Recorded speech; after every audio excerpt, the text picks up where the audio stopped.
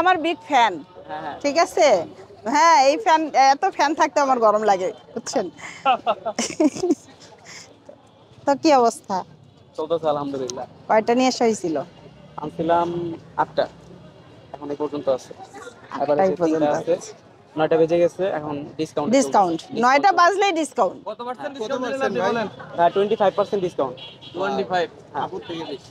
আচ্ছা 25% ডিসকাউন্ট চলতেছে, কেউ চাইলে নিতে পারে। কেক একদম প্রিমিয়াম কেক হবে, খুব প্রিমিয়াম। কেকগুলো কিন্তু দেখতে অনেক সুন্দর না? ডিসকাউন্টের পরে 100 টাকা স্লাইস বা এখন 75 টাকা করে। হ্যাঁ, এগুলো কি ভাই দুইটা আপনার নিলে বানানো? 150 টাকা। হ্যাঁ, এগুলো আমি নিজে তৈরি করি। ডিসকাউন্ট দেওয়ার পরে কি লাভ থাকবে?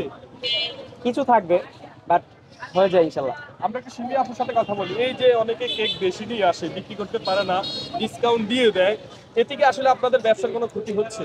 আমার মনে হয় বাসায় নিয়ে ফেরত নিয়ে যাওয়ার চেয়ে ডিসকাউন্টে দিয়ে যাওয়া ভালো। ঠিক আছে, মানে একবারে লস না খেয়ে একবারে কিছুটা হইলেও তো পাবে। কিন্তু এই যে যারা বেশি নিয়ে আসার পরে বিক্রি করতে পারে না, ডিসকাউন্ট দিচ্ছে, তারা কি কম নিয়ে আসলে হয় না? চাইলে কম নিয়ে আসতে পারে, তবে হচ্ছে অনেক সময় দেখা যায় যে আবার সেল হয়েও যায়। হ্যাঁ, আজকে হয়নি, কালকে হয়েছে। গতকালকে সেল ভালো ছিল, আজকে একটু কম। রাত্রে 8টার পরে থেকে একটু কম আজকে। গতকাল কয়টা বিক্রি করছে? গতকালকে 9টা বিক্রি করছি। আজকে কয়টা বিক্রি করছে? আজকে এখন পর্যন্ত 6টা। আচ্ছা, আপনার নামটা বলে দেন। আমার নাম হচ্ছে সাকিব। সাকিব।